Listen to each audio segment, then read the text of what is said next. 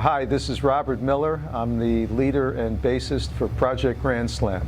I was born into a musical family. My father played the trumpet, used to do weekend club dates, things like bar mitzvahs and weddings and the like.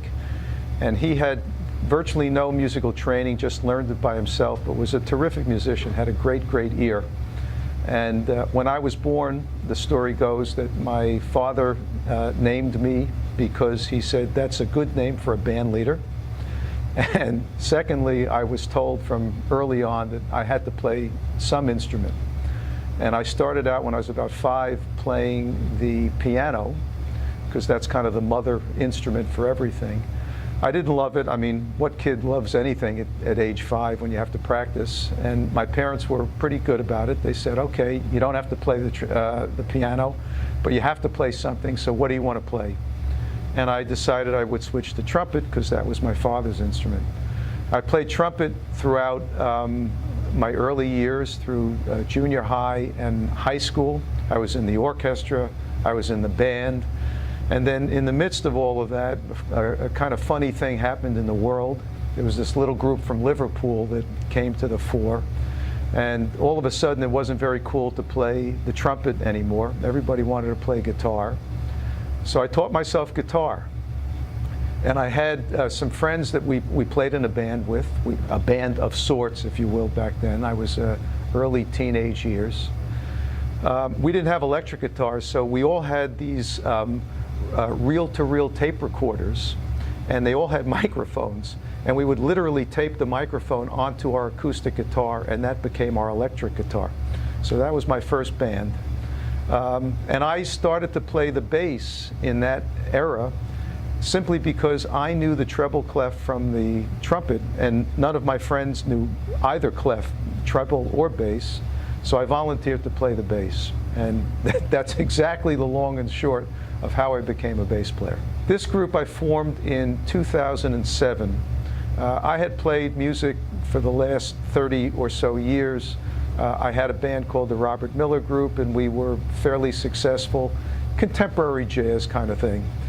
We played various festivals, including the Telluride Jazz Festival. We opened for acts like Bella Fleck and Bruce Hornsby. And it was very good. I enjoyed doing it, but the problem was that it was contemporary jazz, and I couldn't really find enough work in order to make this happen on a regular basis. And so there was a period where I was playing various different things with different people.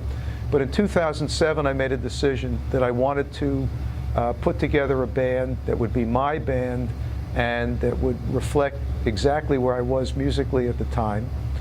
So I put together this band that we call Project Grand Slam. I didn't want to call it something pedantic like the Robert Miller Band. Again, those kinds of things don't interest me. And I was actually watching a James Bond movie. And in the movie, which was Goldfinger, the plot to steal the gold from Fort Knox was Project Grand Slam. So I said, that's pretty cool. Let me name the band Project Grand Slam. Except I got it wrong. I went back afterwards and looked at the movie again, and in the movie it wasn't Project Grand Slam, it was Operation Grand Slam. But for 2 reasons I didn't want to go there.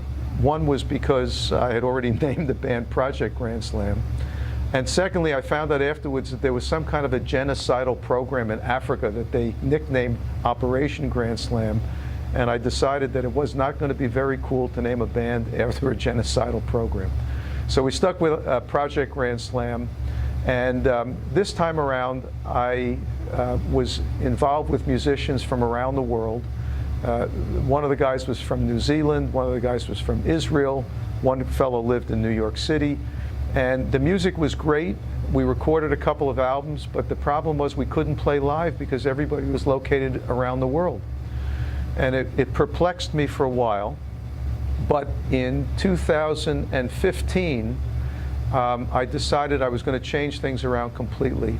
I bid adieu to the fellows that I was playing with, and I put together the current lineup of Project Grand Slam with a bunch of young, extraordinarily talented musicians, almost all from overseas, that had come to New York to play, to make their mark, some to go to school, and I decided that I was going to write all the music and lead this band.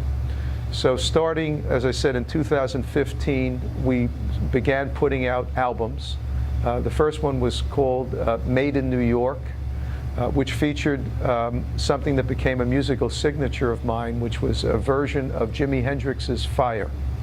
I grew up on the British Invasion tunes. I decided that I wanted to take some of those tunes and kind of make them our own, do them in a way that granted props to the original artist, but really make them my own.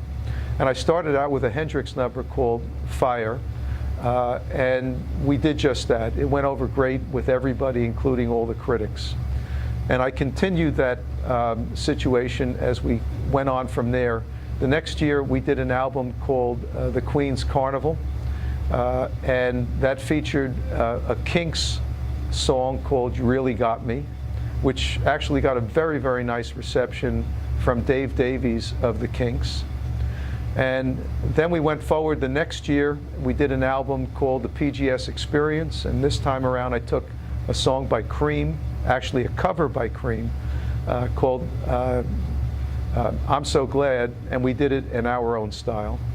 And just to take that further up to the most recent album that we've just recorded that has not been released yet, which is called Trippin'. And on that one, I took a song by The Who, one of my favorite artists of all time, called I Can't Explain.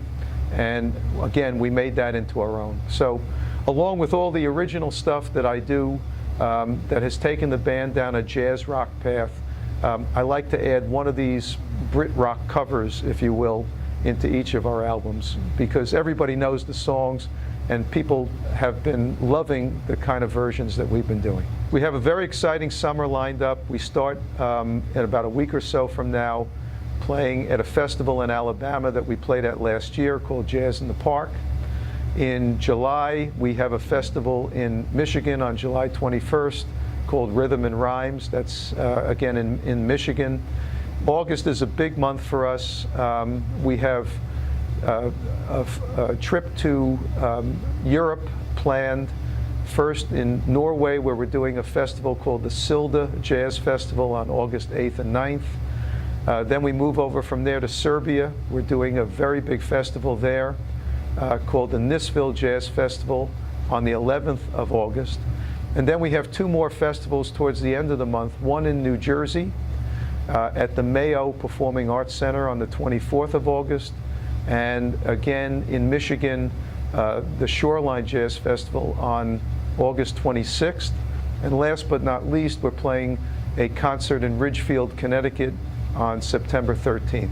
So a pretty big summer for us. The new album is called Trippin', which is one of the songs on the album. The release date is June 29th. It features 10 originals by me, a bunch of vocals that I've written for the band, something that I wanted to get more into, in part because my wife said to me, you know, people love vocals. So and we have a terrific vocalist named Ziara Washington. So I wrote a number of songs for her. In addition, we've got a handful of kind of different and exciting instrumentals that I wrote. One of them is what I call a jazz country tune, and another one is completely different. I call it my Monty Python tune. And now for something completely different, which is called March of the Diplomats. And then I also wrote an instrumental for two new grandchildren that I had very fortunate to have in the end of last year, beginning of this year, a granddaughter and a grandson, and it was a song called Cousins. So that's the new album, and again, I'm pretty excited about it. Of course, we have a website. It's projectgrandslam.com. We're all over Facebook. We have all the other social media sites that you want to have. Instagram, the only difference is it's Project Grundslam. There's no A in there. So it's PROJECTGRNDSLAM. So this past year has been a breakthrough year for us. Not only have we headlined at various major venues, but we've had the pleasure of opening for some great, great legendary artists. That includes Edgar Winter.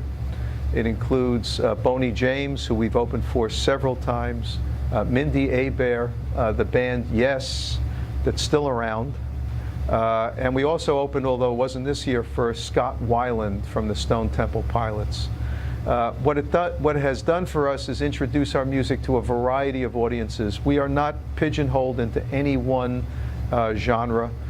We make the move from jazz to smooth jazz to rock very easily, and we've had the good fortune of winning over every audience that we've appeared before. So it's been a terrific experience for us.